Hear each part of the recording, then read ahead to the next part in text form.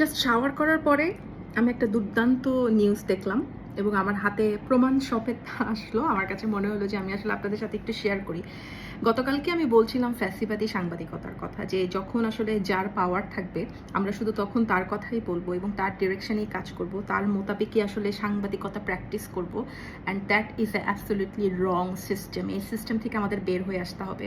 So গত 8ই August Farzana রূপা এবং 71 টিভির খুবই রিনাউন্ড একজন জার্নালিস্ট মিস্টার শাকিল আহমেদকে অব্যাহতি দেওয়া হয়েছে কাজ থেকে।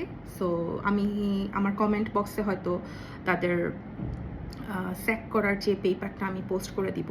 সো এভাবেই আসলে আমরা আস্তে আস্তে রেভুলেশনের দিকে এগিয়ে যাব, কারণ সাংবাদিকতার সবচেয়ে বড় যে সমস্যাটা, আমরা প্রশ্ন করার আগেই মাননীয় প্রধান, আপনি বঙ্গবন্ধুর কন্যা, আপনি বারবার আমাদেরকে বিভিন্ন সময়ে বিভিন্নভাবে বাঁচিয়েছেন, এই টাইপের যে প্রথমে আমরা হাফ কেজি তেল মারি অ্যান্ড তারপরে প্রশ্ন করি, which is a wrong system. এবং এই করতে করতে আমরা পুরো সিস্টেমটাকেই পচিয়ে ফেলেছি।